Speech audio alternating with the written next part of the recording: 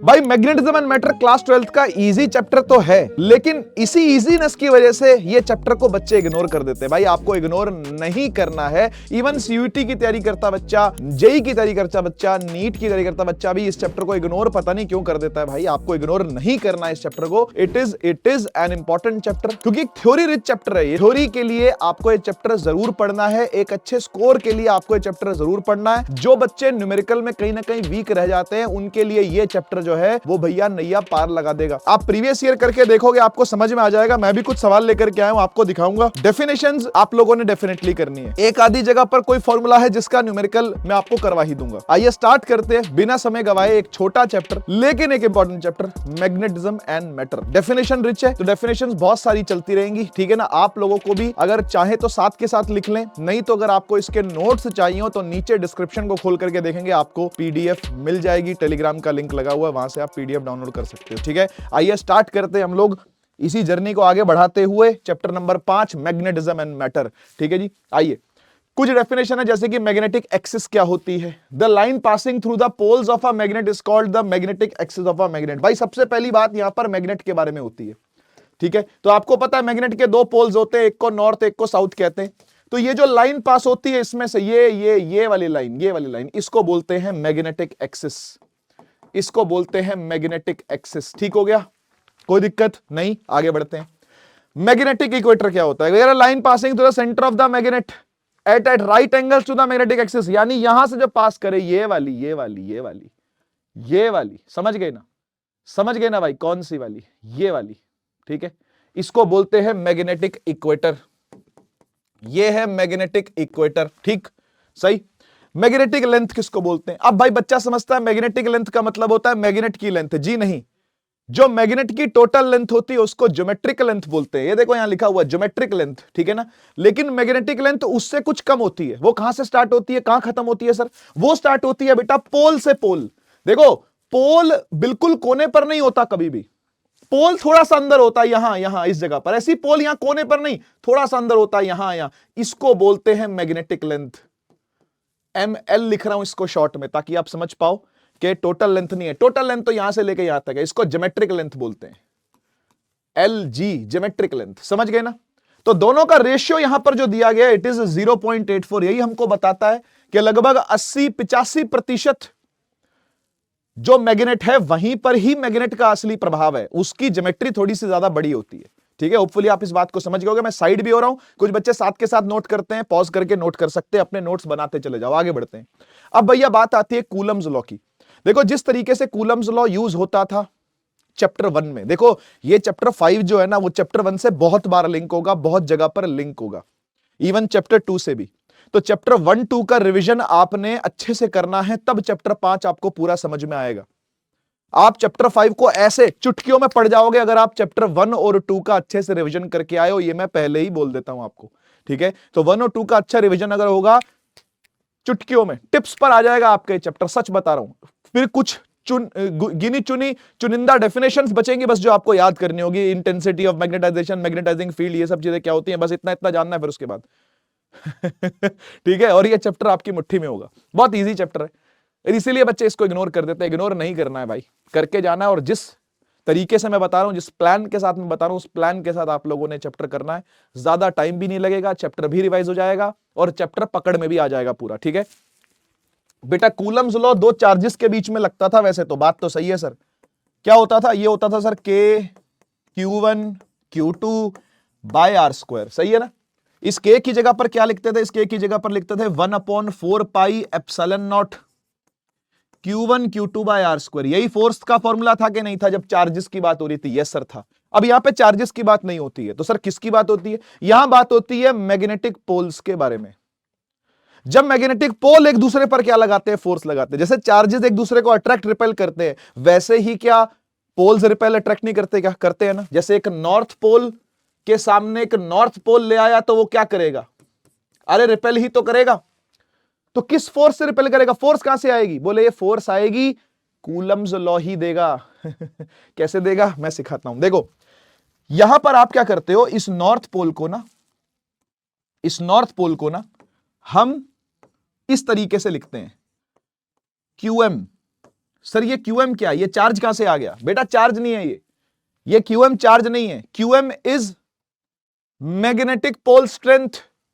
भाई पोल अगर है मैग्नेट का तो उसकी कुछ ना कुछ ताकत होगी ना, बस उसको लिखते हैं QM से, समझ गए ना? ये चार्ज नहीं है, ये मैग्नेटिक पोल स्ट्रेंथ है। क्या बुलाते हैं इसको? मैग्नेटिक पोल स्ट्रेंथ, ठीक है।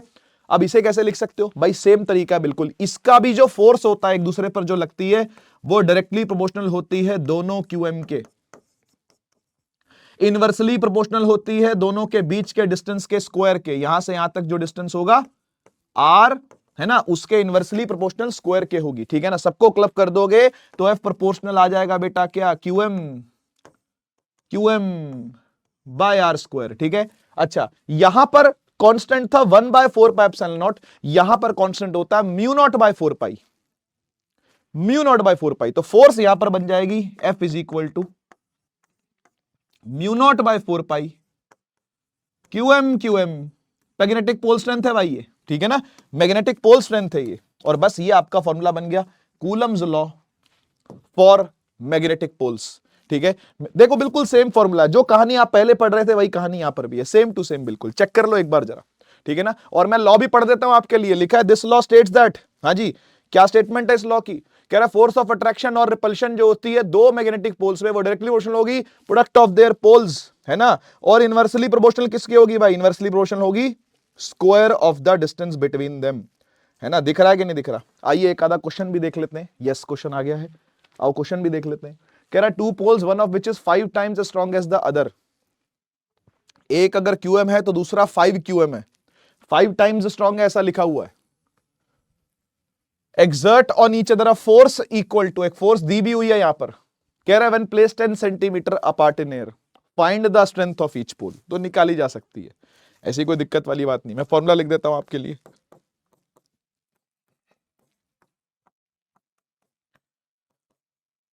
यही फॉर्मूला है ना, यही फॉर्मूला है ना। अब देखो क्या दे रखा है, इसको QM1 ले लो, इसको QM2 ले लो, चाहे अलग अलग है ना भाई। तो कह रहा है कि जो QM1 है वो 5 टाइम्स QM2 है। भैया भैया बढ़िया बढ़िया, कोई दिक्कत नहीं है ना। एक तो यहां पर ये दे रखा है, दूसरा दे रखा है R कितना 10 सेंटीमीटर अपार्ट। सेंटीमीटर को मीटर में चेंज करना चाहिए भाई अपने को, तो सेंटीमीटर मीटर में कैसे कन्वर्ट होगा? डिवाइड करके, ठीक है ना। अब ये मीटर में आ गया, बस सबको उठा के आप पुट कर दो, म्यू नॉट की वैल्यू डाल दो। ये देखो μ0/4π m1 m2 दिखा हुआ है, या फिर QM1 QM2 भी लिख सकते हो आप इसको, डिवाइड बाय R स्क्वायर, ठीक है ना। और ये केजी, हाँ ये फोर्स दी हुई है KGF में। KGF में जो फोर्स होती है 9.8 से आपको इसको मल्टीप्लाई करना पड़ता है, यूनिट है बेटा ये यूनिट है। 1 KGF होता है, 1 kg फोर्स होती है 9.8 न्यूटन के बराबर, ठीक है ना, ये यूनिट है, ठीक है। तो बस आपने उसको मल्टीप्लाई कर दिया। R देखो 10 सेंटीमीटर था तो 0.1 मीटर आ गया, 100 से डिवाइड करके सबको उठा के आपने पुट कर दिया यहां पे, ठीक है जी। उससे M निकल करके आ गया, एम्पियर मीटर के अंदर आता है ये, ठीक है। आगे चले, चलिए नेक्स्ट चीज आती है मैग्नेटिक डायपोल। भाई देखो डायपोल बिल्कुल वैसा ही है जैसा आप लोगों ने इलेक्ट्रिक डायपोल पढ़ा था। क्या था इलेक्ट्रिक डायपोल? मैं आपको याद दिलवाना चाहता हूं एक बार वो याद। मैंने बोला ना आपको चैप्टर 1 याद होएगा तो चैप्टर 5 तुरंत याद हो जाएगा। देखो यार, दोनों के बीच में डिस्टेंस था 2a, है ना, और चार्ज था Q, ये वाला चार्ज -Q, ठीक है। तो P से डिनोट करते थे, कुछ याद करो। P क्या था? इलेक्ट्रिक डायपोल मोमेंट P से डिनोट होती थी, तो ये होता था charge multiply by 2a, Q2a, है ना। चार्ज इंटू सेपरेशन, आया याद? Charge into separation. यहां पर बस आप इसको एक मैग्नेट से रिप्लेस कर दो। मैग्नेट का ये वाला होता है बेटा पॉजिटिव QM, मतलब नॉर्थ पोल। ये वाला होता है नेगेटिव QM, मतलब साउथ पोल। हाँ या ना? बात तो सही है सर। दोनों के बीच की दूरी आपने फिर से 12 ले ली, है ना, सेपरेशन ले ली 12, ठीक। तो ये डायपोल होगा, है ना, ये डायपोल मोमेंट होगी, और डायपोल मोमेंट होगी M वेक्टर, ठीक है जी, M वेक्टर। इसको बोलते हैं डायपोल मोमेंट। मैग्नेट वाली वो क्या थी? वो थी electric dipole moment, P vector, ठीक है। Electric dipole moment P vector, magnetic dipole moment M vector. तो M वेक्टर कैसे लिखा जाएगा? बिल्कुल सेम तरीके से लिखा जाएगा। कैपिटल M विल बी, वो क्या था? चार्ज मल्टीप्लाई बाय सेपरेशन, ये होगा magnetic pole multiply by separation. तो मैग्नेटिक पोल क्या है बेटा, QM इन 2 में 2A। डन है, क्लियर हो गया, ठीक है। तो इस तरीके से लिखा जाता है, पढ़ सकते हो आप चाहो तो। लिखा है an arrangement of two equal and opposite magnetic poles separated by a small distance is called a magnetic dipole, ठीक है ना। तो एक छोटे से बार मैग्नेट को आप मैग्नेटिक डायपोल बोल सकते हो। आगे, every bar magnet is a magnetic dipole, हर बार मैग्नेट एक मैग्नेटिक डायपोल है। A current carrying loop also, हाँ ये भी है, behaves as a magnetic dipole. अभी आगे आएगा, अभी आगे आएगा। ये देखो, एक तो ये आ ही गया, ये तो मैंने आप लोग के लिए निकाल ही दिया, ठीक है ना, ये तो आपने देख ही लिया। यहां बोल रहा है, कह रहा है एक लूप भी अगर होता है, ये देखो लूप है, ठीक है, ये एक करंट कैरिंग लूप है जी, इसमें करंट चल रहा है, दिख रहा है, करंट चल रहा है इसके अंदर। कह रहे जो करंट कैरिंग लूप होता है, ये भी अपने आप में एक मैग्नेटिक डायपोल मोमेंट बनाता है। कैसे बनाता है वो सब आपको सिखाएंगे। ऐसे उंगलियां घुमानी होती हैं, देख लो, ऐसे उंगलियां घुमाएंगे, अंगूठे की तरफ बनता है डायपोल मोमेंट, ऐसे ऐसे बाहर निकलता हुआ, ठीक है, आउटवर्ड नॉर्मल निकलता हुआ बनता है डायपोल मोमेंट। याद है आपको एरिया वेक्टर कैसे दिखाते थे, बस वैसा ही है। जैसे एरिया वेक्टर दिखाते थे ना, आउटवर्ड नॉर्मल आता हुआ। गॉस लॉ याद करो, हमने गॉस लॉ पढ़ा था ना, चैप्टर 1 की फिर से बात आ गई। देखो गॉस लॉ के अंदर जैसे एरिया वेक्टर दिखाते थे, वैसे ही मैग्नेटिक डायपोल मोमेंट भी दिखाते हैं। इसका फॉर्मूला होता है, मैं यही लिख देता हूं, NIA। सर NIA तो वो तो अमेरिका की वो एजेंसी है सर, है ना सीक्रेट एजेंसी, नहीं नहीं। N का मतलब है नंबर ऑफ टर्न्स, कितने टर्न्स हैं इस लूप के। I का मतलब है कितना करंट इसमें चल रहा है, A का मतलब है कि इसका एरिया कितना है। तो एरिया भी यहां पर एरिया वेक्टर से ही है, ठीक है। तो दो फॉर्मूले मैंने आपके सामने रख दिए भाई, दोनों डायपोल मोमेंट के हैं, ये वाला भी, ये वाला भी, ठीक है। आगे देखो क्या लिखो, कह रहा है even an atom acts as magnetic dipole. कह रहा है एक एटम जो होता है ना, वो भी डायपोल मोमेंट कैरी करता है। कैसे, उसमें इलेक्ट्रॉन घूम रहे हैं, चार्ज घूम रहा है। भाई चार्ज घूमने का मतलब करंट चलना ही तो है। अगर कहीं चार्ज चल रहा है, कहीं इलेक्ट्रॉन घूम रहा है, तो मतलब करंट चल रहा है कि नहीं चल रहा। बस समझ गए बात को।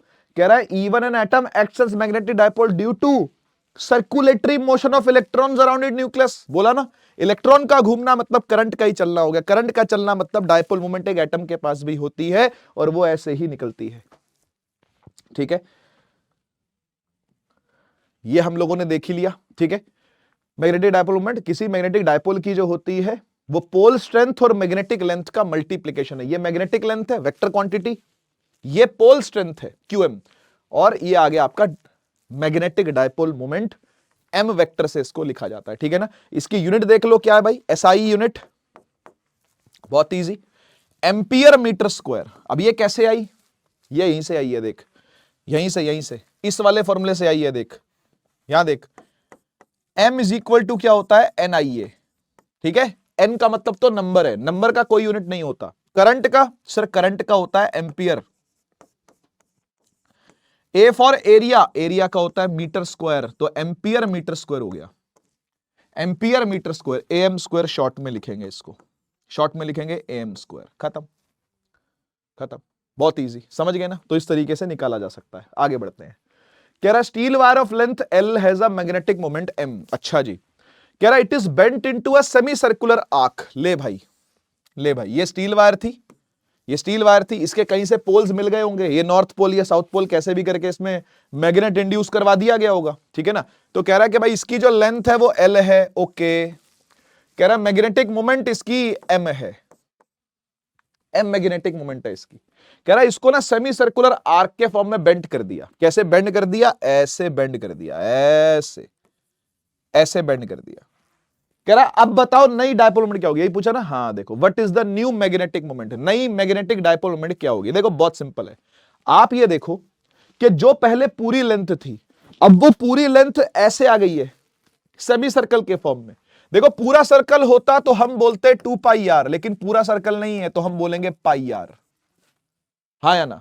मतलब जो लेंथ है, जो लेंथ है वो πr के इक्वल हो गई है, यस और नो।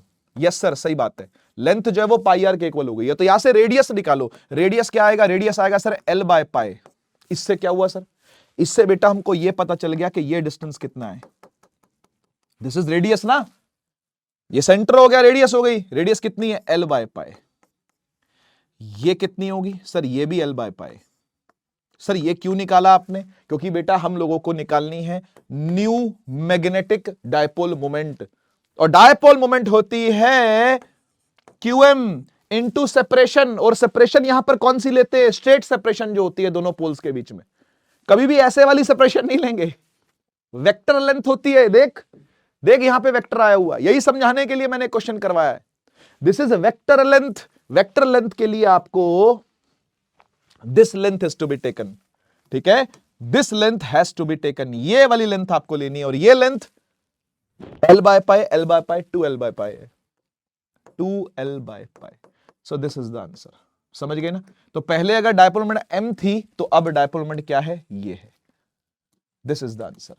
आया समझ में, देख सकते हो आप 2M बाय पाई, देखो M, अच्छा M बाय L भी कर दिया इसने, ठीक है, QM को M बाय L ले लिया, यहां से जैसे इसको मैं ऐसे लिख सकता था ना, थोड़ा सा और रिफाइन कर देते हैं अपने आंसर को, देखो M को क्या लिख सकते थे हम, M को लिख सकते थे ये वाला QM होता, ये वाला माइनस QM होता, ये L होता, तो QM इनटू में सेपरेशन कितनी है, L है ना, तो यहां से QM निकाल लिया इसने, है ना, पोल स्ट्रेंथ निकाल ली, पोल स्ट्रेंथ आ गई M बाय L, उठा के आप पुट कर दी इस जगह पर, ठीक है, तो जो नई वाली डायपोल मोमेंट है M डैश बिकम्स QM कितना है, M by L into 2L by pi, ठीक है, तो L से L कट गया और 2M बाय पाई आ गया, 2M बाय पाई, तो न्यू डायपोल मोमेंट जो है वो पुरानी वाली की 2 बाय पाई है, पुरानी वाली M थी उसकी 2 बाय पाई है, ठीक है, सॉल्यूशन दिया हुआ आराम से पढ़ लीजिएगा, बाद में नोट्स आपको मिल ही जाएंगे, नीचे डिस्क्रिप्शन से खोल के ले लेना भाई, ठीक है, कोई दिक्कत वाली बात नहीं, बाकी मैंने अपने हाथ से भी लिख दी है चीजें। आइए, magnetic field of a bar magnet axial point पर क्या होगी, बिल्कुल वही कहानी जो आपने डायपोल में पढ़ी थी चैप्टर 1 में, बिल्कुल वही कहानी, सेम टू सेम, फॉर्मूला भी सेम टू सेम, कोई डेरिवेशन की जरूरत नहीं है, अगर आपको वो डेरिवेशन आती है तो यहां पर उसको रिपीट करने की आपको कोई जरूरत नहीं है, आप सीधा फॉर्मूला देखो और उस फॉर्मूले को रिलेट करो जो आपने चैप्टर 1 में पढ़ा था। चैप्टर 1 में क्या पढ़ा था पहले मैं वो बताता हूं आपको, ये चार्ज, ये नेगेटिव चार्ज, दोनों के बीच में डिस्टेंस है 2L, बोलो जी कोई दिक्कत नहीं सर, कोई दिक्कत नहीं। अच्छा, एक्सियल पॉइंट का मतलब होता है क्या, एक्सियल पॉइंट का मतलब होता है कि यहां पर आप देखना चाहते हो कितनी नेट इलेक्ट्रिक फील्ड है, तो ये वाली पॉजिटिव में अवे बनाती है, ये वाली टूवर्ड्स बनाती है, और नेट एक्सियल फील्ड जो आती है, याद है किसी को, 2 kp by R cube for a short dipole, हाँ की ना, 2 kp by R cube for a short dipole, है कि नहीं याद, है ना। अच्छा के क्या होता था, व्हाट इज दिस के, सर के होता है, के होता है 1/4 पाई एप्सिलॉन नॉट, तो ये हो जाएगा 2 into 1/4 pi epsilon naught P by R cube, ठीक है, और इसी को आपने चेंज कर लेना है किसमें, मैग्नेटिक डायपोल वाली फॉर्म में। मैग्नेटिक डायपोल में क्या होता है मैं यहां दिखाता हूं, मैग्नेटिक डायपोल आपका ये कोई बार मैग्नेट है जी, ठीक है, this is your bar magnet, ये है आपका QM पॉजिटिव, ये है आपका QM नेगेटिव, QM पॉजिटिव का मतलब नॉर्थ पोल है, QM नेगेटिव का मतलब साउथ पोल है, ये बात कई बार बता दी मैंने, ठीक है। अब इसमें एक्सियल लाइन पर आप देखना चाह रहे हो तो ये लेंथ आप फिर से 2L ले लो, कोई बात नहीं, और सेंटर से देखते हैं हमेशा एक्सियल पॉइंट के बीच की दूरी, ठीक है ना, X ले लो, R ले लो, क्या दिक्कत है ना, हमने पहले X ली थी, X लेकर के करी थी, अब R ले लेते हैं, कोई बात नहीं, एक ही बात है, ठीक है। तो एक्सियल पॉइंट पर आप देखना चाह रहे हो, यहां देखना चाह रहे हो, ठीक है, कि कितना नेट मैग्नेटिक फील्ड बनेगा इसके द्वारा और इसके द्वारा, है ना, इसकी मैग्नेटिक फील्ड ऐसे चलती है ना भाई, ऐसे ऐसे, तो यहां तक कितनी पहुंचेगी, इस पॉइंट पे कितनी पहुंचेगी, सवाल ही है, बस इसी को आपने चेंज कर लेना है, ई नेट की जगह लिखोगे बी नेट एक्सियल, क्योंकि मैग्नेटिक फील्ड देख रहे हैं ना मेरे बच्चे, तो बी नेट लिखना पड़ेगा, है ना, तो B net is equal to 2, बिल्कुल सेम टू सेम जो आपने वहां पढ़ा था, 2 1/4 पाई एप्सिलॉन नॉट क्या बन जाएगा, म्यू नॉट बाय 4 पाई बन जाएगा, yes sir, yes sir, mu naught by 4 pi बन जाएगा, बिल्कुल ठीक। P है यहां पर, तो यहां पर कौन होता है, यहां पर कैपिटल एम होता है, या स्मॉल एम भी चल जाता है कहीं कहीं पर, है ना। तो एम लिखेंगे डिवाइड बाय ये डिस्टेंस कितना है, आर है सर, आर का क्यूब, खत्म। समझ गए कैसे कन्वर्ट करना है, बहुत आसान है, बहुत इजी है, ठीक है। सिमिलरली इक्वेटोरियल पॉइंट के लिए भी आप सेम काम कर सकते हो। पहले मैं आपको इलेक्ट्रिक डायपोल का बता देता हूं बेटा, ये प्लस क्यू, ये माइनस क्यू, बीच में 2L डिस्टेंस, और इसके बीचों बीच से लेकर के यहां एक पॉइंट होता है इक्वेटोरियल, वहां पर हम लोग देखते हैं, है ना, हमारी इलेक्ट्रिक फील्ड। प्लस वाला इधर बनाएगा, माइनस वाला अपनी तरफ बनाएगा, दोनों का टोटल होके इधर आएगा ई नेट, है ना, याद है ना, निकालते थे ना इसको हम, तो बार बार डेरिवेशन क्या करनी है इसकी, फॉर्मूला क्या था जरा याद करो। तो सर ई नेट का फॉर्मूला इक्वेटोरियल पॉइंट पर था KP by R cube, KP by R cube, ठीक है ना। अब इसी को आप अगर मैग्नेट के लिए देखोगे, मैग्नेट के लिए देखोगे, तो ये क्यूएम पॉजिटिव, ये क्यूएम नेगेटिव, ठीक है, बीच का डिस्टेंस है 2L, और यहां से आप इक्वेटोरियल पॉइंट लिया, तो बस इसको चेंज ही तो करना है आपने, है ना। इसको पूरा खोल के लिखूं, के की जगह क्या लिखेंगे बेटा, 1/4πε0 पी बाय आर क्यूब, है ना। तो इसको क्या लिखेंगे, इसको लिखेंगे बी इक्वेटोरियल, है ना, जैसे बी नेट,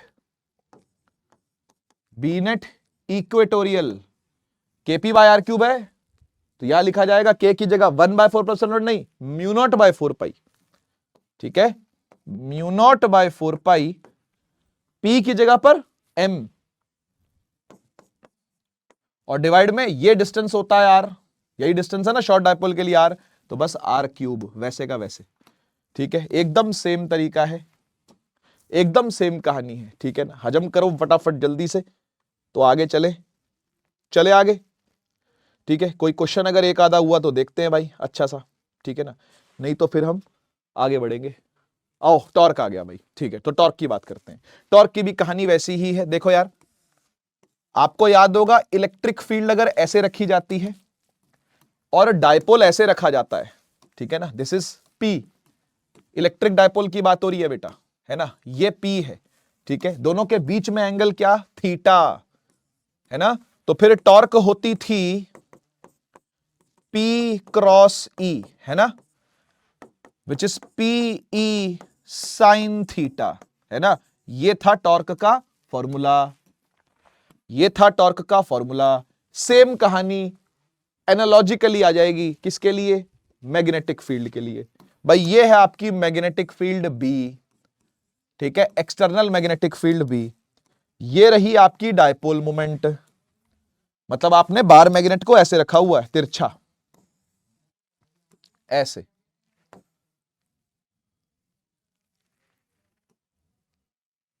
ऐसे, ठीक है, ऐसे रखा हुआ आपने बार मैग्नेट को, तो बार मैग्नेट पे भी फोर्स लगेगी, है ना। आपको याद होगा यहां पर चार्ज Q होता था, यहां पर चार्ज -Q होता था, इस पर फोर्स लगती थी इस तरफ QE, इस पर फोर्स लगती थी पीछे की तरफ -QE, है ना। सिमिलरली यहां पर भी यही काम होगा, यहां पर फोर्स लगेगी QMB और यहां फोर्स लगेगी -QMB, ठीक है कि नहीं, है ना। और उससे करता करता करता करता ये ऐसे आ जाएगा, है ना। तो टॉर्क इधर भी जैसे यहां पर P क्रॉस E थी, यहां पे M क्रॉस B होगी, है ना। ये M क्या होगी, डायपोल मोमेंट होगी इसकी, है ना। तो M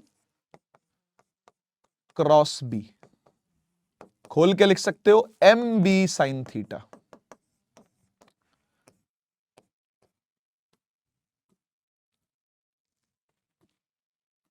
बढ़िया जी, ठीक है। तो इस तरीके से लिखा जा सकता है, कोई टेंशन वाली बात नहीं है ना, इजीली लिख सकते हो आप, P की जगह पर M और E की जगह पर B, क्योंकि वहां पर इलेक्ट्रिक फील्ड थी, यहां पे मैग्नेटिक फील्ड है, वहां पे इलेक्ट्रिक डायपोल मोमेंट थी, यहां पे मैग्नेटिक डायपोल मोमेंट है, ठीक है ना। पोटेंशियल एनर्जी में भी सेम कहानी बिल्कुल, ठीक है। पोटेंशियल एनर्जी में क्या था आपको याद करवाऊं कि भाई ये थी आपकी मान लो इलेक्ट्रिक फील्ड, ठीक है, ये आपकी इलेक्ट्रिक फील्ड थी, ठीक है। ऐसे मान लो आपने डायपोल रखा हुआ है, दोनों के बीच का एंगल क्या है, थीटा है, ये पी वेक्टर हो गया, ठीक है। तो पोटेंशियल एनर्जी यू से लिखी जाती है, तो it is minus of P dot E minus P E cos theta, ऐसे ही था कि नहीं,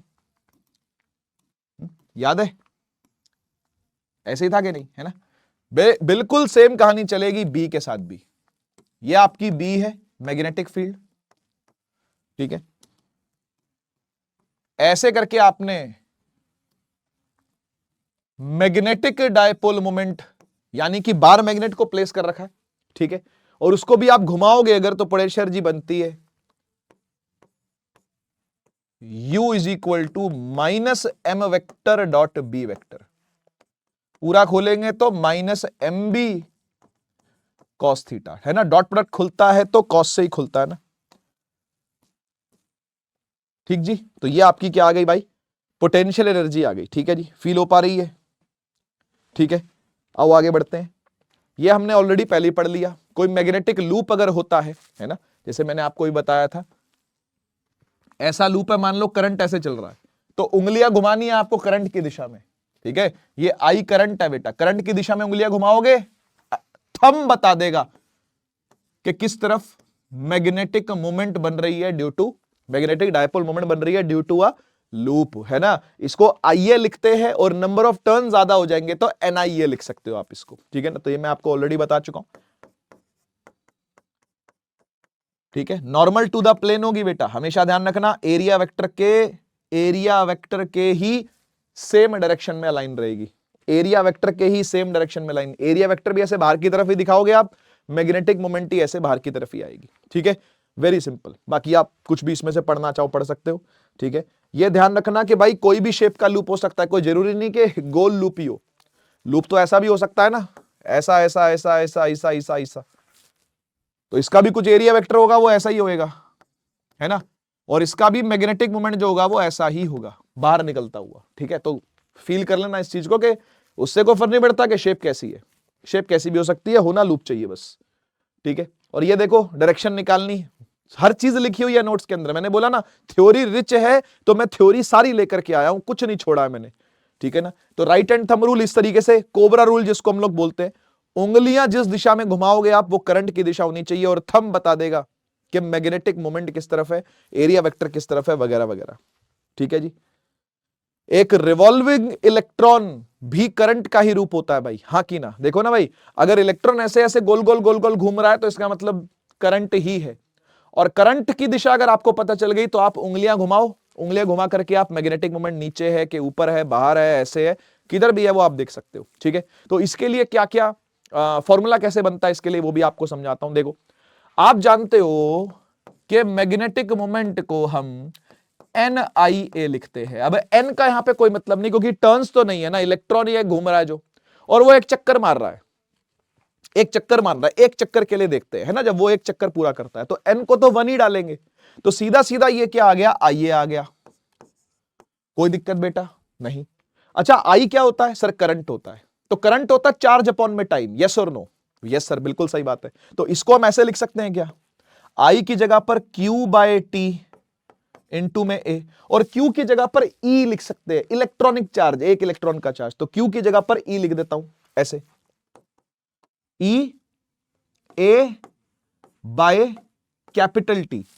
सर कैपिटल T क्यों डाला, अरे भाई एक टाइम पीरियड पूरा करवा रहा हूं ना इसको, एक चक्कर पूरा करवा रहा हूं, यानी कंप्लीट टाइम पीरियड दे रहा हूं इसको, है ना। तो EA/T आ गया, कोई दिक्कत नहीं सर, बिल्कुल कोई दिक्कत नहीं, ठीक। अब आगे सुन, देख बेटा, क्या मैं T को, टाइम को वेलोसिटी यानी कि स्पीड और डिस्टेंस के टर्म में लिख सकता हूं क्या, ट्राई करते हैं, आ जाओ। देखो भाई स्पीड इज इक्वल टू होता है डिस्टेंस अपॉन में टाइम, तो टाइम हो जाएगा डिस्टेंस अपॉन में स्पीड, कितना एक चक्कर में कितना लगता है भाई, एक चक्कर में डिस्टेंस कितना होता है 2πr, एक चक्कर में सर डिस्टेंस होता है 2π R by V, V speed है इसकी। तो टी की जगह पर पुट करता हूं, देख EA डिवाइड बाय टी की जगह पर 2 पाई आर, और डिवाइड का वी कहां चला जाएगा, ऊपर चला जाएगा। अब एरिया क्या होता है भाई, एक सर्कुलर लूप का यानी एक सर्कल का area basically pi R square होता है। तो एक बार मैं यहां पे पाई आर स्क्वायर और पुट करता हूं, तो ये देख क्या बनता है, ई तो ई है, ए की जगह पर पाई आर स्क्वायर, वी तो वी है, डिवाइड बाय 2 पाई आर। जो कटता हो काटो, जो बचता हो बचा दो। सर पाई से पाई उड़ गया, एक आर से एक आर उड़ गया, तो क्या बचा, ई आर वी अपॉन में 2। ठीक है क्या नहीं, पाई से पाई, आर से आर कट गया, है ना। तो मैग्नेटिक मोमेंट का एक फॉर्मूला ये भी है, मैग्नेटिक मोमेंट का एक फॉर्मूला ये भी है, ई आर वी बाय 2। ठीक है ना। और आप इस v की जगह पर आर ओमेगा भी डाल सकते हो। ओमेगा समझते हो ना क्या होता है, जो रोटेशनल स्पीड होती है इसकी, गोल घूमने की, जो जो एंगुलर स्पीड बोलते हैं जिसको, एंगुलर वेलोसिटी, वो भी आप यहां पे डाल सकते हो, v is equal to R omega. तो वहां से फॉर्मूला और एक्सटेंड कर लो थोड़ा, वहां से फॉर्मूला बन जाएगा, v की जगह पर आर ओमेगा डालो, v की जगह पर आर ओमेगा डालो, आर ओमेगा आर स्क्वायर बन जाएगा, तो ये बन जाएगा E omega R square by 2, E omega R square by 2। ठीक है जी। बाकी आप पढ़ सकते हो थ्योरी, थ्योरी में ऐसी कोई दिक्कत नहीं है, कोई ऐसी बड़ी चीज भी नहीं है ना, इजीली समझ सकते हो आप इसको। ठीक जी।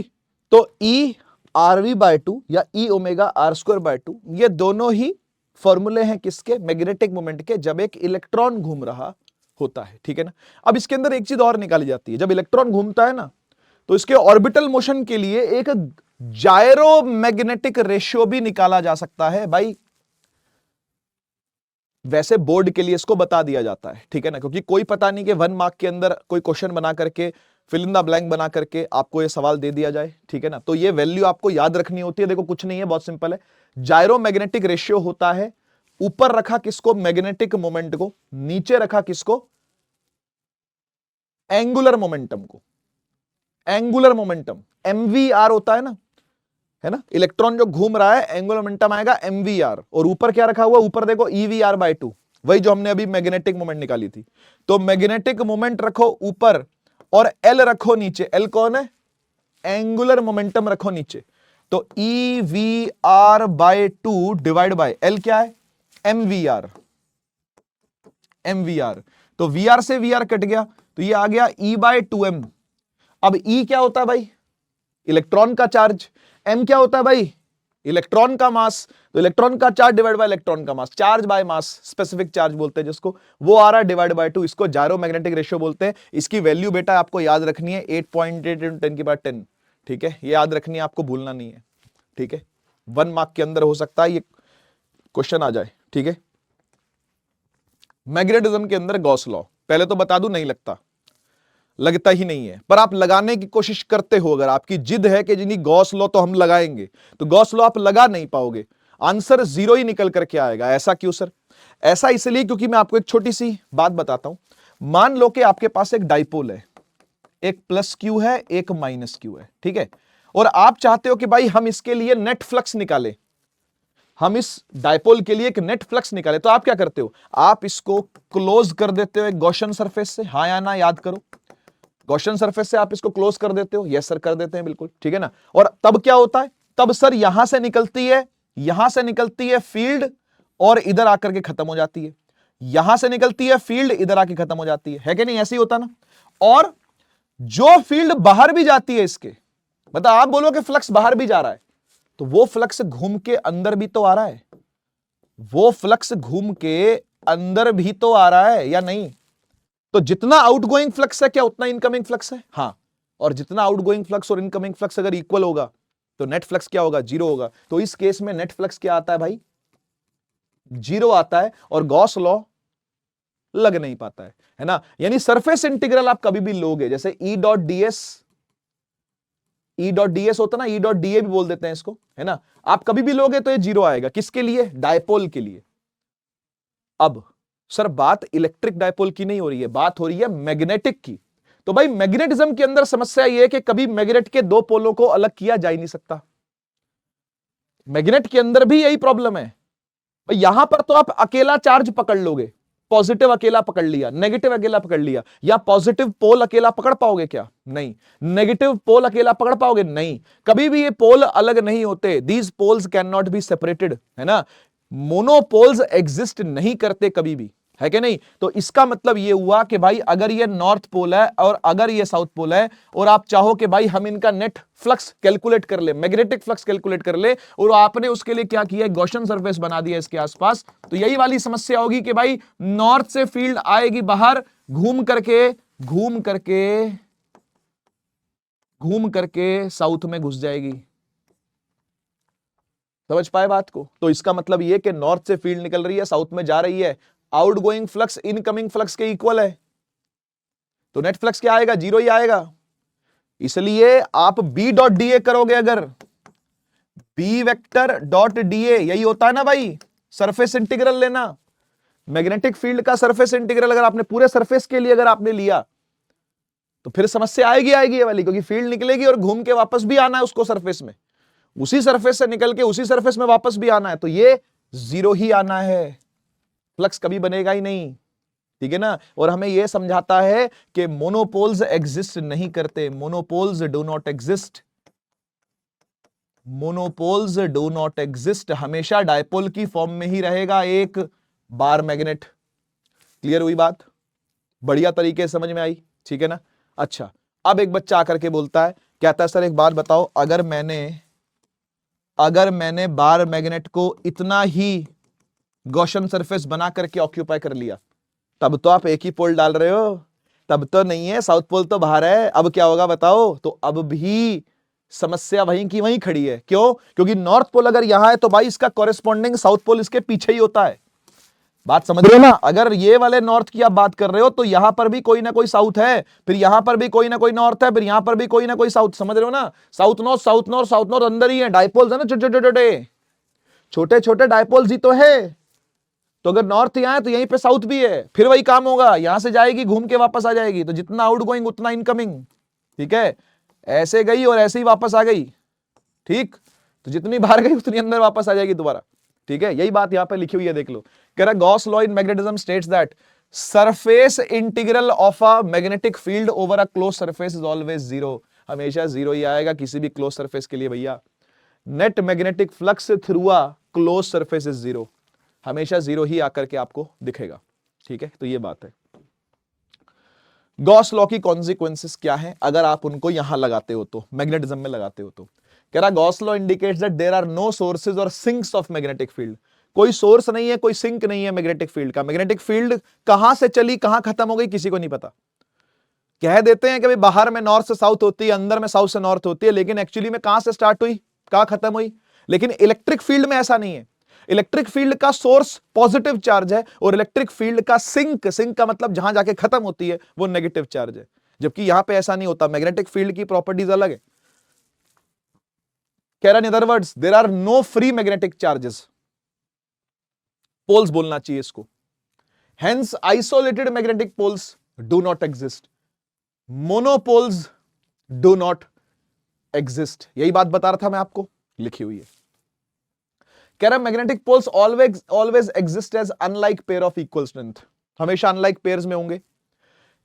If a number of magnetic lines of force enter a close surface then an equal number of lines of force must leave that surface, surface से निकलेंगी और घुसेंगी ये साथ में ही होगा, एक साथ ही जा रही होंगी एक साथ ही आ रही होंगी, तो नेट मैग्नेटिक फ्लक्स कोई बनेगा ही नहीं कभी भी, ठीक है। आइए मैग्नेटिक मटेरियल्स की तरफ चलते हैं। डायपोल की बातें पूरी हो गई, मैग्नेटिक मटेरियल के ऊपर फोकस करते हैं। भाई तीन प्रकार के मेटेरियल आपको पढ़ने हैं, डायमैग्नेटिक, पैरामैग्नेटिक, फेरोमैग्नेटिक। सबसे पहले डाया पे आते हैं, शुरू करते हैं। डायमैग्नेटिक क्या होता है? वैसे तो मैं आपको बताऊं कि हर मटेरियल डायमैग्नेटिक थोड़ा ना थोड़ा होता ही है। ऐसा क्यों सर? ये आपको समझ में आएगा 6th चैप्टर में जब आप लेंज लॉ पढ़ोगे। लेंज लॉ क्या कहता है मैं अभी थोड़ा सा बताता हूं। लेंज लॉ ये कहता है कि आप बाहर से फील्ड लगाओगे तो ये उसको अपोज करना चालू कर देगा। फील्ड को अपोज करना ही डायामैग्नेटिज्म है। फील्ड को पसंद ना करना ही डायमैग्नेटिज्म है, फील्ड के साथ सही बर्ताव ना करना ही डायमैग्नेटिज्म है। आइए समझते हैं डायमैग्नेटिज्म क्या है। कहता है diamagnetic substance are those which develop feeble magnetization in the opposite direction. ये पसंद नहीं करते किसको? मैग्नेटाइजिंग फील्ड को जो बाहर से आ रही है ना। जैसे देखो ये नॉर्थ है, ये साउथ है, बाहर से फील्ड आ रही है, तो इसने क्या किया? इसने रिपेल करवा दिया। ये जो बीच में मटेरियल बैठा है, इसने झटका देके बोला तू उधर से निकल, चल तू उधर से निकल। थोड़ी बहुत आई भी है, ऐसा नहीं थोड़ी बहुत नहीं आई है, लेकिन मोस्ट ऑफ द फील्ड को क्या बोला? मेरे से दूर होके चल, मेरे से हट के चल, मुझे पसंद नहीं है तू। तो ये रिपेल कर देती है मैग्नेटिक फील्ड को। सच सब्सटेंस आर फीबली रिपेल्ड, लिखा है ना। फीबली का मतलब होता है वीकली, कमजोरी के साथ, मतलब नफरत तो है लेकिन कमजोर नफरत है। डायामैग्नेटिज्म इज अ नफरत टू मैग्नेटिक फील्ड, बट कमजोर नफरत है, ये तगड़ी नफरत नहीं है, ठीक है। And tend to move from stronger to weaker parts. हमेशा ध्यान रखना कि स्ट्रॉन्गर मैग्नेटिक फील्ड से वीकर मैग्नेटिक फील्ड की तरफ जाना पसंद करेगा। फील्ड को पसंद नहीं करता, ये फील्ड के साथ अच्छे संबंध नहीं है इसके, ठीक है जी। एग्जाम्पल इसका 2-4 आपको याद होने चाहिए। बिस्मथ, कॉपर, लेड, जिंक, इतना 1-2-4 आपको याद होने चाहिए, जरूरी है ये, ठीक है। अब चलते हैं पैरामैग्नेटिज्म पर। पैरामैग्नेटिज्म होता है प्यार करना, मैग्नेटिक फील्ड से प्यार करना, लेकिन कमजोर प्यार करना, तगड़ा प्यार नहीं है, जुनून नहीं है। मतलब प्रेम तो है लेकिन हाँ ठीक ठीक प्रेम है, हाँ हाँ ठीक है प्यार है, पर हाँ अपना अपना रखो भाई, हाँ प्यार तो है ठीक है, लेकिन जुनून नहीं है एकदम से, समझ रहे हो ना। Paramagnetic substance are those which develop feeble magnetization in the direction of magnetizing field. Magnetizing field की दिशा में ही खुद को मैग्नेटाइज कर लेगा, मतलब पसंद तो करता है लेकिन ठीक ठीक पसंद करता है। Such substances are feebly attracted, weakly attract करेगा। और ध्यान से समझना, अगर आप इसको वीक मैग्नेटिक फील्ड में रखोगे तो ये स्ट्रॉन्ग की तरफ भागेगा, वीकर टू स्ट्रॉन्गर भागेगा। जितनी बातें अंडरलाइन कर रहा हूं सारी बहुत इंपॉर्टेंट है, ठीक है। कुछ एग्जांपल्स देख लो भाई इसके, मैंगनीज, एल्युमिनियम, क्रोमियम, प्लैटिनम, बस बहुत है, 3-4 याद होने चाहिए आपको, ठीक। अब इसमें देखो क्या हो रहा है, यहां से बाहर से फील्ड आ रही है, नॉर्थ और साउथ मैग्नेटिक फील्ड है, अंदर में क्या रखा हुआ? सब्सटेंस रखा हुआ है। अब सब्सटेंस सारी मैग्नेटिक फील्ड को अलाउ नहीं कर रहा, पसंद तो कर रहा है, बुला तो रहा अपनी तरफ, देखो ना सारी ऐसे झुक रही है इसकी तरफ, ये वाली ऐसे, ये वाली ऐसे झुक तो रही है, पर सारियों को नहीं बुला रहा, कुछों को बुला रहा है। तो प्यार करता है लेकिन थोड़ा थोड़ा, समझ गए ना। अब आते हैं हम लोग फेरोमैग्नेटिक सब्सटेंस पर। फेरोमैग्नेटिक सब्सटेंस होते हैं भाई जुनून सवार है प्यार का, प्यार का भूत सवार है, लात खा के ही मानेगा वाली हाल है इसका, ठीक है ना। अब देखो क्या हो रहा है, आप देखो खुद से क्या हो रहा है। बाहर से मैग्नेटिक फील्ड लगा रखी है, अंदर में जो सब्सटेंस है उसने बहुत ज्यादा फील्ड अपने अंदर पकड़ रखी है, बहुत ज्यादा फील्ड्स को अपने अंदर अलाउ कर रहा है, बाकियों को भी अपनी तरफ खींचे हुए है। तो ऐसा वाला स्ट्रॉन्ग मैग्नेटिज्म डेवलप करता है। देखो लिखा हुआ है स्ट्रॉन्ग मैग्नेटाइजेशन होगी in the direction of magnetizing field. सब नोट करते जाना, जो जो अंडरलाइन कर रहा हूं सब काम की चीजें। They are strongly attracted by magnets, है ना। आयरन, कोबाल्ट, निकल, नहीं भूलना, नहीं भूलना, तीनों भाई हैं इनको नहीं भूलना। गैडोलिनियम की ऐसी की तैसी, इनको नहीं भूलना आपने, ठीक है ना। हाँ अल निको भी देख सकते हो आप, एल्युमिनियम है, निकल है, ठीक है ना। और क्या लिखा हुआ? Tend to move from weaker to stronger parts. ये भी वीक से स्ट्रॉन्ग की तरफ ही जाएगा और बहुत तेजी से जाएगा, बहुत तेजी से कोशिश करेगा जाने की, क्योंकि प्यार बहुत ज्यादा करता है, ठीक है। बहुत बढ़िया। आइए अब सारी इंपॉर्टेंट टर्म्स मैं आपके सामने रखता हूं एक एक करके। प्लीज ये सारी टर्म्स अपने पास साथ के साथ नोट करते जाना, ताकि आपको दोबारा लेक्चर खोलने की जरूरत ना पड़े। मैं चाहता भी नहीं कि आप दोबारा लेक्चर खोलो, ठीक है ना। नोट्स बना रहे हो अगर आप शॉर्ट नोट्स, तो साथ के साथ बनाते जाओ और सुनते जाओ, समझते जाओ, ठीक है। सबसे पहली जो टर्म आती है उसका नाम है बेटा मैग्नेटाइजिंग फील्ड। ये बिल्कुल टीचर की तरीके से होते हैं, देखो बहुत प्यार से समझा दूंगा, बिल्कुल फील के साथ, बात को सुनते जाना। मैग्नेटाइजिंग फील्ड होती है बिल्कुल टीचर की तरीके से। देखो टीचर क्लास में आता है, क्लास में आकर के सब बच्चों को सिखाता है, पढ़ाता है, मोटिवेट करता है, ठीक है ना। किसी का हाथ पकड़ के सिखाता है, किसी को डांट के सिखाता है, किसी को प्यार से सिखाता है, किसी के सर पे हाथ फेर के सिखाता है। टीचर का अलग अलग तरीका होता है सिखाने का, लेकिन वो सबको क्या आता है? सिखाने आता है। तो मैग्नेटाइजिंग फील्ड भी ऐसे ही है, सबको मैग्नेटाइज करने आई है। जैसे टीचर सबको सिखाने आया है, वैसे मैग्नेटाइजिंग फील्ड सबको मैग्नेटाइज करने आई है, ऐसा समझो, ठीक है ना। बस इतना ही समझो। When a magnetic material is placed in magnetic field, a magnetism is induced in it. जब भी किसी फील्ड में, देखो जरा, जब भी किसी मैग्नेटिक फील्ड में आप किसी सब्सटेंस को रखोगे, या आपने कोई सब्सटेंस रख दिया इसके अंदर, ठीक है ना, तो ये धीरे धीरे मैग्नेटाइज होना चालू होगा। भाई या तो फेवर में होगा या फिर उल्टा होगा। डायमैग्नेटिज्म कैसे करता है? उल्टा करता है। पैरामैग्नेटिज्म फेरोमैग्नेटिज्म क्या करते हैं? सपोर्ट में करते हैं। तो ये फर्क तो रहेगा, पर होंगे मैग्नेटाइज, ये बोलने की बात है। चाहे अपोजिट डायरेक्शन मैग्नेटाइज हो, चाहे अपोजिटली बिहेव करे, चाहे सपोर्टिवली बिहेव करे, बिहेव तो करेंगे। जब भी मैग्नेटिक फील्ड लगेगी बिहेव तो करेंगे। ठीक है, कह रहे the magnetic field that exist in vacuum and induces magnetism, कह रहे वो teacher who is a parent away from parent, ऐसा ही बोलते हैं ना भाई, टीचर को क्या बुलाते हैं? Parent away from parent. Parents कौन है आपके? जो घर पे होते हैं, जिनके साथ आप रहते हो, जो कि आपकी टेक केयर करते हैं, आपकी जिम्मेवारी उठाते हैं, और आप भी बड़े होकर के जिनकी जिम्मेवारी उठाते हो, दे आर योर पेरेंट्स। लेकिन उन पेरेंट्स से दूर जो पेरेंट्स है वो टीचर है भाई, है ना, जो आपको सिखाता है, जो निस्वार्थ भाव से, हाँ फीस वो लेता है क्योंकि उसकी भी आजीविका चलनी है भाई, उसने भी रोटी खानी, उसने भी बच्चे पालने, लेकिन इसके अलावा शुद्ध भाव से, अच्छे भाव से आप लोग के लिए जो काम करता है, एफर्ट करता है, पेन लेता है, उसका नाम टीचर है। तो ऐसा ही मैग्नेटाइजिंग फील्ड भी करती है, ये भेदभाव नहीं करती है। एक टीचर को भी शोभा नहीं देता कभी बच्चों में भेदभाव करना, ये भी भेदभाव नहीं करती है, ये भी सबको कोशिश करेगी मैग्नेटाइज करने की। अब ये डिपेंड करेगा मटेरियल पे। जैसे टीचर आकर के सबको सिखाने की कोशिश करता है, पर डिपेंड करता है बच्चे पे कि वो कितना रिस्पॉन्ड करेगा, कितना सीखेगा, सोएगा, इधर उधर गिरेगा, डांट खाएगा, नहीं खाएगा, डांट खा के भी मानेगा, नहीं मानेगा, मार खा के मानेगा, नहीं मानेगा, प्यार से मानेगा, नहीं मानेगा, ये किस पे डिपेंड करता है? बच्चे पे। एक टीचर क्लास में 40 बच्चों को पढ़ाता है, पर क्या 40 के 40 बच्चों का सेम रिजल्ट आता है क्या? नहीं। इसका मतलब क्या है? सीधी साइकोलॉजी है कि भाई ये बच्चे पर ही कहीं ना कहीं डिपेंड करता है कि वो कैसे ग्रास्प कर रहा है चीजों को। भाई टीचर ने आकर के, अब हर बच्चे के साथ एक टीचर तो हो नहीं सकता, ये इकोनॉमी ही नहीं चलेगी इस तरीके से ठीक है ना, कि एक बच्चे में एक टीचर हो। एक टीचर को कम से कम 150-200 बच्चों को पढ़ाना होता है। स्कूल टीचर की बात कर रहा हूं, हमारे ऊपर तो भाई छोड़ ही दो, तुम हमारी तो बात ही मत करो। मैं एक स्कूल टीचर की बात कर रहा हूं, जिनको आप रोज देखते हो, उसको 150-200 बच्चे रोज अटेंड करने होते हैं, अलग अलग सेक्शंस में जाता है। कोई कोई टीचर को मल्टीपल सब्जेक्ट्स लेने पड़ते हैं। टीचर का पेन एक टीचर समझ सकता है, बच्चा छोटा होता है ये पेन समझना, बच्चा अपना पेन समझ ले बहुत है यार। तो इसलिए बच्चा कैसे रिस्पॉन्ड करेगा उस पर डिपेंड करेगा कि वो कितना सीखेगा, कितना नहीं सीखेगा। समझ गए ना? तो उसकी बात यहां पर नहीं हो रही, बच्चे की बात यहां नहीं हो रही, यार टीचर की बात हो रही है। बात को समझो, ठीक, बढ़िया।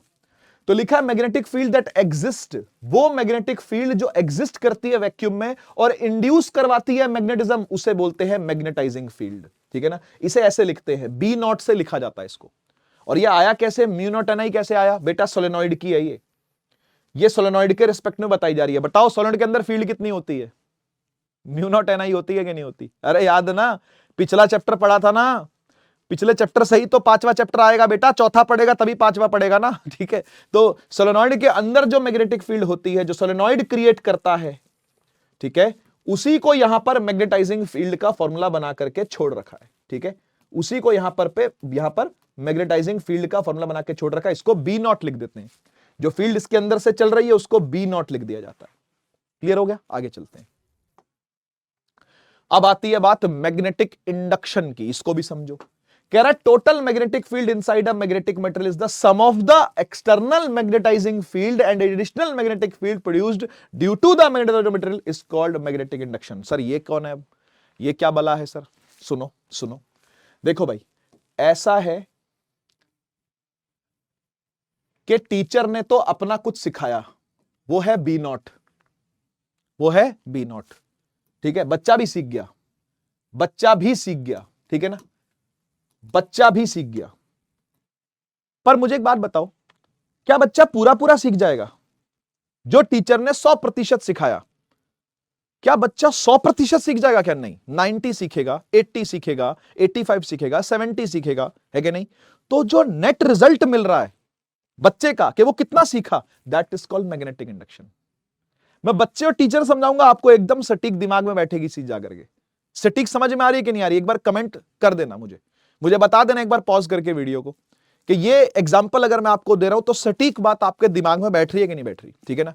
तो टीचर ने सिखाया, लेकिन बच्चा कितना सीखा, उसका नेट रिजल्ट क्या है, that is called magnetic induction. पढ़ लो एक बार। जो टोटल मैग्नेटिक फील्ड बनती है किसी मैग्नेटिक मटेरियल के, है ना, जो बी नेट बनता है, मतलब चाहे ऐड करके बने चाहे सब्ट्रैक्ट करके बने, वो डिपेंड करेगा अंदर मटेरियल कैसा है, अंदर मटेरियल कैसा है उस पर डिपेंड करेगा ना भाई। कुछ मटेरियल ऐसे होंगे जो उल्टी बनाएंगे फील्ड, जैसे डायामैग्नेटिक था, वोल्टी बनाएगा। कुछ ऐसे होंगे जो सपोर्ट में बनाएंगे, बोलेंगे चल ठीक है यार, तू भी इतनी एफर्ट दिखा रहा है, मैं भी थोड़ा एफर्ट दिखाती हूं। तो बी नेट जो है वो मटेरियल टू मटेरियल क्या करता है, वेरी करता है, ठीक है ना। तो देख लो, टोटल मैग्नेटिक फील्ड जो होगी मैग्नेटिक मटेरियल के अंदर is the sum of external magnetizing field and additional magnetic field produce due to magnetization of the metal is called magnetic induction. समझ गए ना। तो जो नेट रिजल्ट मिल रहा है, टोटल मैग्नेटिक फील्ड जो बन रही है अंदर, उसको बोलते हैं मैग्नेटिक इंडक्शन, ठीक है ना। यूनिट भी इसकी तरह रखिए, टेस्ला ही होगी यूनिट, तो मैग्नेटिक फील्ड ही है भाई, तो यूनिट तो वही आनी है, ठीक है। अब आती है बात मैग्नेटाइजिंग फील्ड इंटेंसिटी की। इसका मतलब क्या है, सुनो। कह रहा था ability of magnetizing field due to magnetize a material medium is expressed by a vector H called magnetizing field intensity और magnetic intensity. Its magnitude may be defined as the number of ampere turns. ये तो चलो technical बातें हो गई, पहले समझो इसका मतलब क्या है। कहता है कि ability of magnetizing field to magnetize a material medium is expressed by a vector h. इसका मीनिंग मैं आपको समझाता हूं क्या है। देखो, मैग्नेटिक फील्ड इंटेंसिटी का मतलब होता है कि मैग्नेटिक फील्ड तो आई बी नॉट, मैग्नेटिक फील्ड तो आई उसका नाम है बी नॉट, पर बी नॉट ने मटेरियल को कितना सिखाया। भाई एक होता है कि टीचर को बहुत कुछ पता है, एक होता है टीचर को बहुत कुछ पता है, एक होता है टीचर की कैपेबिलिटी कितनी है सिखाने की। भाई टीचर पीएचडी हो सकता है पर उसकी बात समझ में नहीं आती, मुंह में बोल के चला गया, बोर्ड की तरफ लिखा करके चला गया, एक बार भी आई कांटेक्ट नहीं, एक बार भी बच्चे की तरफ देख करके हाँ बेटा समझ में आया, अरे बोलो नहीं आया तो अरे दोबारा बताती हूं मैं। अब बात समझ रहे हो ना कि टीचर एफर्ट कितना मार रहा है, वो ये है, ठीक है। देखो लिखा हुआ है मैग्नेटाइजिंग फील्ड की एबिलिटी की बात हो रही है भाई, मतलब टीचर की औकात क्या है उसकी बात हो रही है या, ठीक है। तो ability of magnetizing field to magnetize a material, बच्चे को सिखाना, एक मटेरियल को मैग्नेटाइज करना, कितना हो पा रहा है ये, कितना एबिलिटी है सिखाने का, उसको बोलते हैं एच वेक्टर से denote, called magnetizing field intensity. अब इसको कैसे लिखा जा रहा है मैं आपको दिखाता हूं। देखो आपको पता है बी नॉट को क्या लिखते हैं, म्यू नॉट एन आई लिखते हैं ना। यस सर, म्यू नॉट को नीचे ले जाओ, अरे वाह सर, बस यही है, हाँ यही है एन आई, इसी को एच बोल देते हैं, B naught by mu naught को ही एच बोल देते हैं, समझ गए ना। तो इसको एच से डिनोट किया जाता है। यूनिट आप इजीली इसकी बना सकते हो, कोई ऐसी पंगे वाली बात है नहीं है ना, यूनिट तो इजीली बन सकती है। अब चौथी टर्म बहुत सारी है, मैंने आपको कहा था डेफिनेशन बहुत सारी है। चौथी डेफिनेशन आती है इंटेंसिटी ऑफ मैग्नेटाइजेशन। इसका मतलब क्या है, इसका मतलब है कि बच्चा कितना सीख पाया। भाई टीचर की औकात थी कि नहीं थी सिखाने की, वो बात चली गई, अब बच्चे की औकात की बात हो रही है कि तू कितना सीख पाया भाई। When a magnetic material is placed in magnetizing field, it gets magnetized. तो कितना मैग्नेटाइज हुआ है वो, एक क्लासरूम में बैठ करके तू कितना सीख पा रहा है, तेरा दिमाग कितना चल पा रहा है, तू नींदों में तो नहीं है, तू सपनों में तो नहीं खोया हुआ, तू तो किसी के ख्यालों में नहीं उलझा हुआ, तुझे कितना समझ में आ रहा है, वो इंटेंसिटी ऑफ मैग्नेटाइजेशन है, ठीक है। तो टर्म्स बहुत क्लोज हैं ये सारी, वेरी वेरी क्लोज टर्म्स है। ऐसा लगता है कि दीवार से दीवार मिली हुई है, फिर उससे एक और दीवार, उससे एक और दीवार मिली हुई है, पर ऐसा नहीं है। ये सब अलग अलग कमरे हैं भाई, अलग अलग रूम्स हैं, लेकिन छोटे छोटे रूम्स हैं, छोटी छोटी बात कर रहे हैं, ठीक है। द मैग्नेटिक मोमेंट डेवलप्ड पर यूनिट वॉल्यूम, मतलब कितनी, अब देखो किसी में विद्या आ गई है, किसी में शिक्षा आ गई है, किसी को तालीम आ गई है, किसी को कोई पढ़ाई सीख गया है, तो ये कैसे पता चलेगा सर, टेस्ट लेके। हाँ, टेस्ट लेने से पहले भी पता चल जाता है, ऐसा नहीं है कि खाली टेस्ट लेने के बाद ही टीचर को पता चलता है कि जी तेरे को कितना आया, ऐसा नहीं है।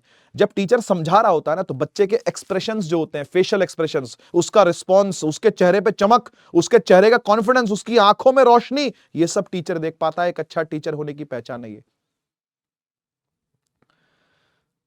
तो जब कोई बच्चा सीखता है तो ये नहीं कि उसका टेस्ट लेके ही समझ में आएगा कि वो कितना सीखा है। हाँ, क्वांटिटेटिव एनालिसिस आ जाएगा, क्वांटिटी में समझ में आ जाएगा कि भाई 80% सीखा है कि 90% सीखा है कि 100% सीख गया है, फुल मार्क्स आ गए हैं उसके।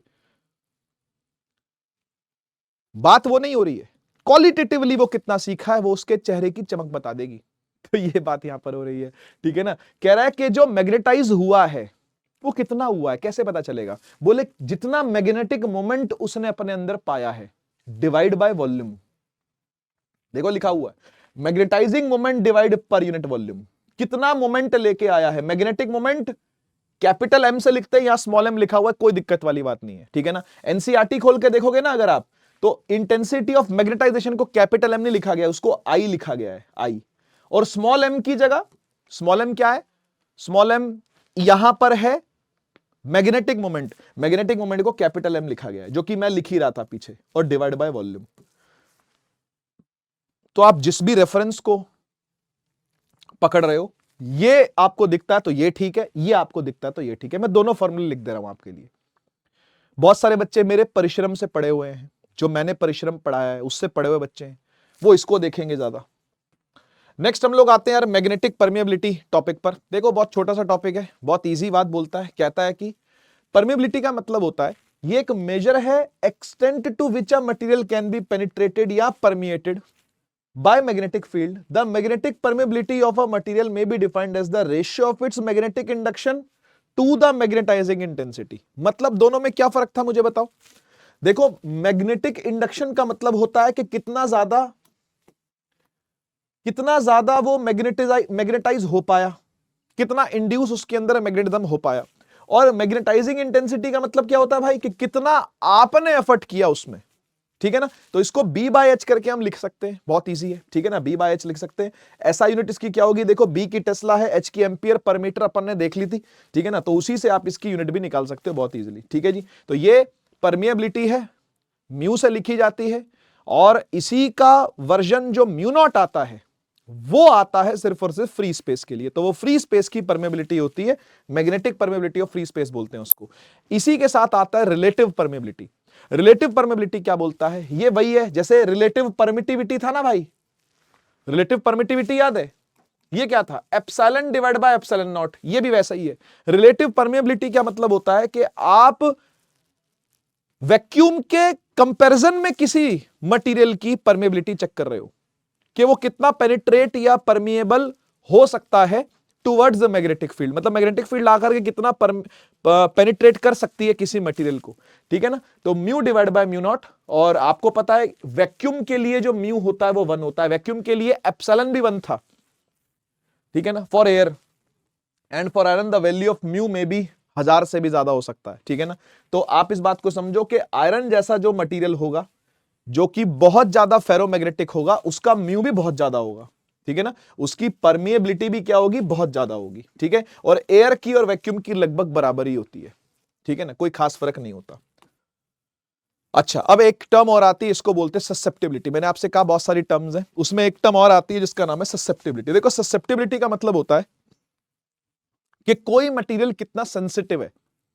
ससेप्टिबिलिटी का मतलब सेंसिटिविटी समझना, ठीक है, कि कोई मटेरियल कितना ज्यादा सेंसिटिव है टुवर्ड्स मैग्नेटाइजेशन, कि वो कितना मैग्नेटाइज होना चाहता है। तो देखो ऊपर क्या रखा हुआ, ऊपर रखा हुआ कितना मैग्नेटाइज होना चाहता है, यानी बच्चे की क्या औकात है पढ़ने की, और नीचे है टीचर की क्या औकात है पढ़ाने की। समझ गए ना भाई, मतलब टीचर कितना पढ़ा सकता है और बच्चा कितना पढ़ सकता है, उसके रेशियो को बोलते हैं ससेप्टिबिलिटी। लिखा हुआ देखो, measures the ability of a substance to take up magnetization, कितनी जल्दी वो मैग्नेटाइजेशन ले पा रहा है, कितनी इजीली वो मैग्नेटाइज हो पा रहा है। ससेप्टिबिलिटी से ये चीज मेजर होती है when placed in a magnetic field. It is defined as the ratio of, देखो क्या क्या है, इंटेंसिटी ऑफ मैग्नेटाइजेशन यानी कि m, ये क्या था, बच्चे की सीखने की क्षमता, टू मैग्नेटाइजिंग फील्ड इंटेंसिटी यानी कि h, टीचर की सिखाने की क्षमता।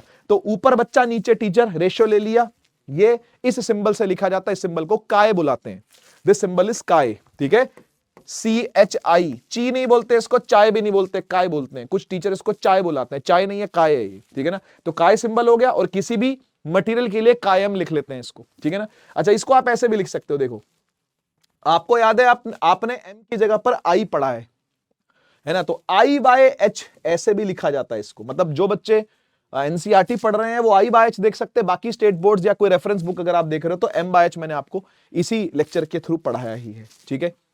अच्छा, अब भाई एक बहुत इंपॉर्टेंट रिलेशन आता है रिलेटिव परमिएबिलिटी और ससेप्टिबिलिटी के बीच में। रिलेटिव परमिएबिलिटी लिखी जाती है म्यू आर से, ससेप्टिबिलिटी लिखी जाती है 1 प्लस काय, इस तरीके से, ठीक है ना। तो किसी भी मीडियम का जो काय होगा, ठीक है, उसमें 1 ऐड कर दोगे आपको ससेप्टिबिलिटी मिल जाएगी, आपको परमिएबिलिटी मिल जाएगी, ठीक है ना। तो this formula is very very important, ठीक है। ये फॉर्मूला न्यूमेरिकल के लिए भी इंपॉर्टेंट है, लेकिन उतना नहीं जितना इंपॉर्टेंट ये है चीजें वो करने के लिए, कंपेयर करने के लिए, ठीक है ना। इनसे कंपेयर चीजें ज्यादा होती हैं कि भाई ये कैसा है, इसकी परमिएबिलिटी कैसी है, इसकी ससेप्टिबिलिटी कैसी है, ये एक पैरामैग्नेटिक सब्सटेंस है, एक फेरोमैग्नेटिक सब्सटेंस है, तो उस तरीके से ये देखा जाता है, ठीक है। तो देखो इसकी छोटी सी डेरिवेशन भी है, साइड में मैं आपको दिखा देता हूं। देखो क्या कर रखा है, बी का मतलब होता है जो भी आपने मैग्नेटिज्म लगाया है, जो मेन मैग्नेटिज्म आप लगा रहे हो, वो mu naught H plus M दोनों चीजें करेगा, है ना। मतलब एच किसका है, टीचर का, एम किसका है, बच्चे का, दोनों का जुड़ करके ही आएगा जो भी नेट इंडक्शन आएगी, जो टोटल इंडक्शन आएगी वो दोनों की जुड़ करके ही आएगी। अब टोटल इंडक्शन को आप लिख सकते हो म्यू एच, ठीक है, इसको लिख सकते हो म्यू नॉट एच और म्यू नॉट एम। क्या किया कि यहां से एच को कॉमन ले जाकर के नीचे काट दिया, या आप ऐसा समझ सकते हो, ये वाला जो एच यहां पर था, बी की जगह पे म्यू एच रखा था, ये एच को नीचे ले गए और एच से एच डिवाइड करके 1 कर दिया, और एम के भी डिवाइड में क्या आ गया, एच आ गया। अब M divide by H is nothing but chi, अब ये भी देखा था आपने, एम डिवाइड बाय एच को हम काय बुला सकते हैं, तो हमने इसको काय बुला लिया, ससेप्टिबिलिटी बुला लिया। तो बस म्यू नॉट, अब म्यू की जगह पर आप म्यू नॉट म्यू आर लिख सकते हो, क्योंकि किसी भी मीडियम के लिए था ये, तो म्यू नॉट म्यू आर लिख सकते हो, म्यू नॉट से म्यू नॉट कट गया तो म्यू आर आ गया 1 प्लस काय। बहुत सिंपल है, बहुत छोटी सी डेरिवेशन है, 4-5 लाइनों की, इसको आप करके जाना भाई, छोड़ के ना जाना, क्योंकि ये पूछी गई है बोर्ड में पास्ट में, ठीक है ना, ये पूछी गई है तो करके जानी है आपने ये, ठीक है जी। चलिए अब हम लोग आते हैं लास्ट टॉपिक पर हमारे इस चैप्टर के, जिसका नाम है क्यूरीज लॉ। देखो ये क्यूरी लॉ बच्चे समझ लेते हैं मैडम क्यूरी की बात हो रही है, नहीं जी मैडम क्यूरी नहीं है, उनके पति देव की बात हो रही है। मैडम क्यूरी जी शादी के बाद क्यूरी बनी थी, ठीक है ना, तो शादी किससे हुई थी, इन क्यूरी साहब से। तो ये वो आदमी क्यूरी है जिसकी बात हो रही है, मैडम क्यूरी की बात नहीं हो रही, मैरी क्यूरी जिसको बोलते हैं उनकी बात नहीं हो रही, ठीक है ना, यह आदमी क्यूरी है। तो आदमी क्यूरी भी साइंटिस्ट ही थे, ऑब्वियसली साइंटिस्ट, वेड्स साइंटिस्ट। तो जो मेल क्यूरी थे, भाई साहब जो थे, उन्होंने लॉ दिया था, और ये लॉ दिया गया था सिर्फ और सिर्फ पैरामैग्नेटिक सब्सटेंसेस के लिए, ठीक है जी। नोट करेंगे क्यूरीज लॉ किसके लिए दिया गया था, पैरामैग्नेटिक सब्सटेंसेस के लिए ओनली, सिर्फ।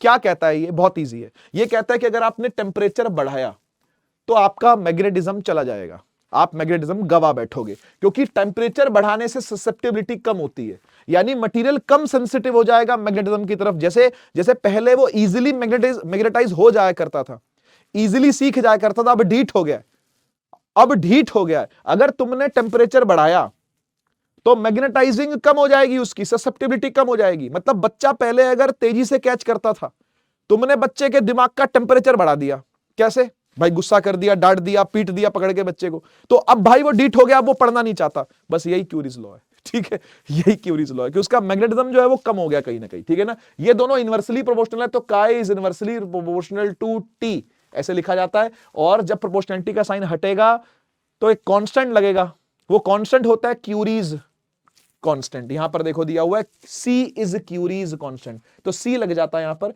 And this is the formula जिसकी मैं आपसे बात कर रहा था, ठीक है ना भाई।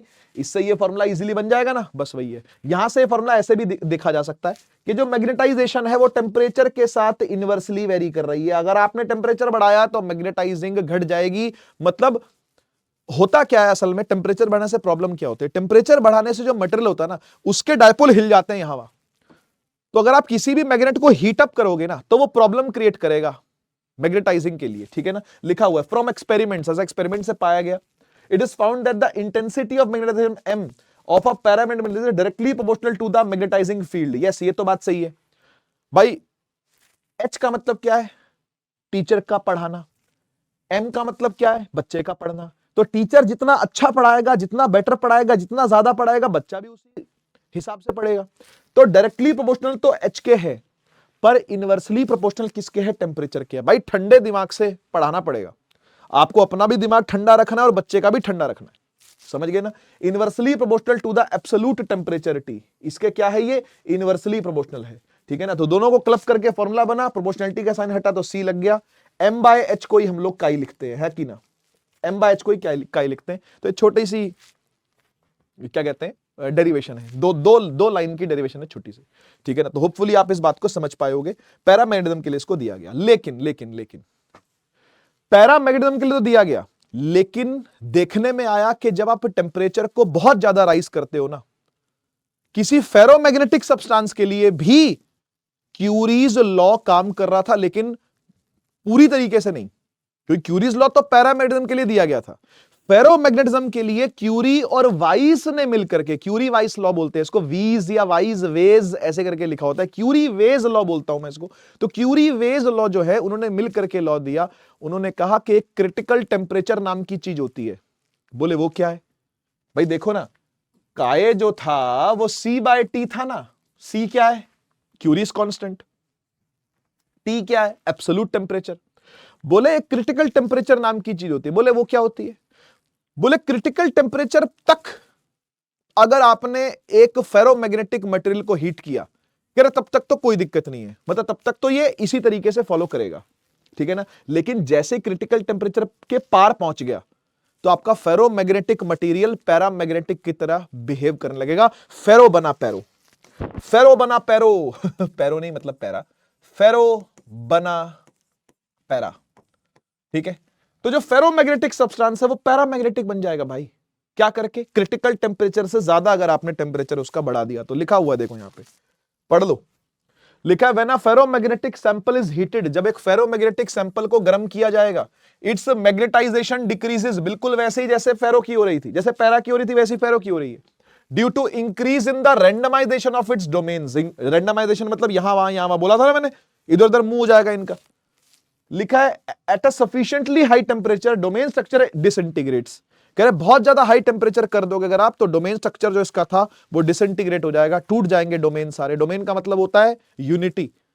इनकी जो यूनिटी बनी हुई है किसी तरफ, वो अखंडता जो है ना वो खंडता में आ जाएगी, यानी टूट जाएगी, ठीक है ना। तो इसलिए फेरोमैग्नेटिक बन जाएगा। लिखा हुआ है फेरोमैग्नेटिक सब्सटेंस बिकम्स पैरामैग्नेटिक, ठीक है। ये इसका फॉर्मूला है छोटा सा, आप देख सकते हो, ठीक है। इसे क्यूरीज लॉ का मॉडिफाइड वर्जन बोलते हैं, नाम रखा जाता है क्यूरी वाइज लॉ, ठीक है जी।